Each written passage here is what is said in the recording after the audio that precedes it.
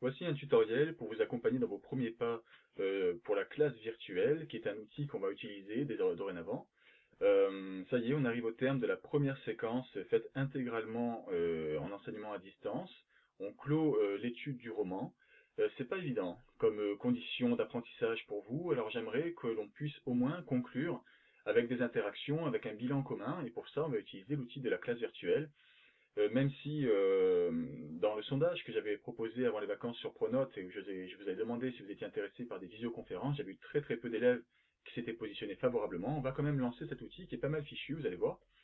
Donc sur Pronote, vous avez le lien que j'ai édité.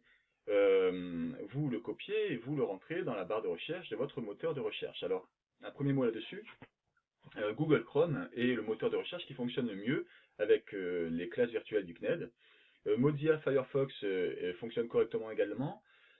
Internet Explorer ne fonctionne pas. Si vous êtes sur Mac, Safari fait l'affaire aussi, il n'y a pas de problème.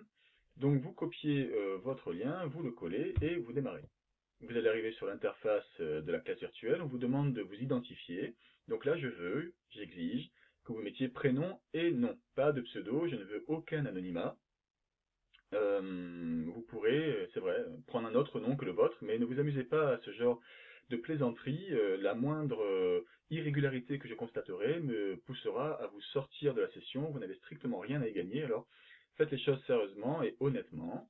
Vous rejoignez la session et il y a des démarches que je vais vous demander de pratiquer à chaque fois. Alors essayez d'arriver 5 minutes avant l'heure indiquée du démarrage du cours, histoire de pouvoir faire ces vérifications un peu avant et qu'on puisse démarrer le plus efficacement possible.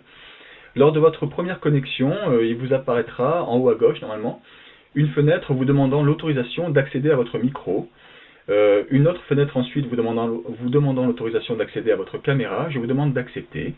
Même si on ne va pas forcément utiliser cela au démarrage, ça changera selon les séances. La caméra, ce sera pour des séances bien particulières, ça ne concernera pas forcément tout le monde. Mais voilà, accepter histoire qu'on puisse mettre en place cela si nécessaire. Vous allez en bas à droite et vous cliquez sur ce bouton rose qui vous permet d'ouvrir le panneau Collaborate. Il va y avoir plusieurs icônes. Vous cliquez d'abord sur la roue crantée. Donc ça, ce sera à faire à chaque fois pour démarrer, sur mes paramètres. Et vous allez avoir ceci qui vous apparaît. Configurer votre caméra et votre micro. Alors là, c'est très important. Je vous demande de vous munir d'un kit main libre ou d'un casque micro. Si vous avez un casque de gamer, par exemple, ça fait tout à fait bien l'affaire. Moi-même, vous me verrez à chaque fois équipé d'un kit main libre. C'est un avantage double. Ça permettra de ne pas faire écho. Au cas où vous prenez la parole et que vous avez un micro extérieur, ça pourrait créer des sortes de phénomènes acoustiques très désagréables. En plus, ça permettra de ne pas avoir les sons parasites autour de vous. Donc je veux que vous utilisiez cet outil-là. Voilà, kit main libre, n'importe lequel, ça fonctionne. Il n'y a pas de problème. Au cas où vous avez un problème de connexion, une connexion trop lente ou voilà, un problème quelconque de réseau, vous aurez parfois l'image, mais vous n'aurez pas le son. Dans ce cas-là, le CNED a mis en place un outil qui vous propose d'utiliser votre téléphone. Il y a un numéro, c'est le même pour tout le monde, le 09 117 55 44 57, mais il y a un code PIN individuel. Chaque connexion a un code PIN particulier qui lui est proposé. Donc ça fonctionne très bien, j'en ai fait le test. Vous appelez donc le 09, etc. par votre téléphone, vous allez avoir une messagerie en anglais, un enregistrement de mauvaise qualité, en tout cas moi c'est ce à quoi j'ai eu droit. Euh, Suite à ça, vous tapez le code PIN et ça vous permettra de suivre par téléphone et de pouvoir prendre la parole en ayant l'image sur l'ordinateur. Alors je précise d'évoquer le téléphone pour vous dire que l'avantage de la classe virtuelle, cet outil, c'est que ça fonctionne sur n'importe quel support numérique. Ordinateur, tablette et téléphone. Maintenant, c'est vrai que plus grand est l'écran, plus il est confortable d'étudier les documents. Donc voilà, si vous pouvez avoir autre chose qu'un téléphone, c'est mieux. Mais si vous n'avez qu'un téléphone à disposition, ça fera l'affaire aussi pour suivre l'essentiel, il n'y a pas de problème. Donc voilà, le volume des haut-parleurs à 100%, c'est pas excessif, voilà, n'hésitez pas. Cet onglet-là ne vous sera pas utile, puisque je suis le seul, tel que j'ai configuré la classe virtuelle pour les sessions que je vous proposerai, à pouvoir déposer et partager des documents. Ici, c'est les participants, le nombre de personnes présentes. Donc vous voyez que là, j'ai créé des élèves fictifs. Alors le hashtag, c'est simplement le nombre de connexions. Et ici, vous aurez le chat. Donc le chat qui vous permet de communiquer avec vos camarades, avec moi-même. Vous pourrez me poser vos questions, vous manifester de la sorte. Bon voilà, je laisserai le chat ouvert au début.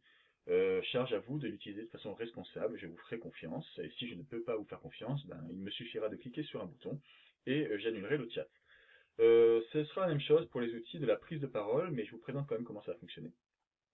Au début, je ne vous donnerai pas les droits, je ne vous donnerai pas l'accès, mais progressivement, je vais vous donner plus de liberté si je vous juge que vous êtes capable de faire ça avec responsabilité. Donc au début, je vous proposerai, voilà, il y aura le micro. Si vous voulez prendre la parole, il faudra cliquer sur le micro. Et là, vous pourrez prendre la parole. Quand vous aurez fini de prendre la parole, il faut recliquer dessus pour que ça continue pas, qu'on continue pas à vous entendre. Même chose pour la caméra. Et quand vous voudrez prendre la parole, quand vous voudrez poser une question, quand je vous aurai autorisé à ce qu'on puisse avoir des interactions ensemble, des échanges, vous levez la main. Voilà, vous cliquez là-dessus. Il va apparaître une fenêtre indiquant que vous demandez à prendre la parole. Et moi, derrière, je vous signalerai que bah, je vous écoute. Vous pouvez fonctionner. Quand vous aurez pris la parole, vous cliquez dessus comme si vous baissiez la main. Il faut vraiment garder en tête, pour que ça marche bien, que vous êtes comme dans une classe, quoi. C'est-à-dire on ne parle pas sans avoir demandé l'autorisation. On lève la main, on baisse la main quand on a eu la réponse. Si on arrive à fonctionner comme ça va être efficace. Ça permettra de faire des séances assez réussies. Donc voilà, je compte sur vous. Faites le test avant la séance, la première. Ça permettra d'avoir à peu près vos repères. Donc je rappelle, on vérifie sur son navigateur de recherche si ça fonctionne. On fait les tests notamment pour le micro. Est-ce que le micro fonctionne bien? Est-ce qu'on parvient à être audible? Et puis derrière, vous verrez un peu pour les autres fonctionnements. On va commencer par ce fonctionnement-là, de lever la main, baisser la main, comme si on était en classe. Je vous dis donc à la semaine prochaine. Au revoir.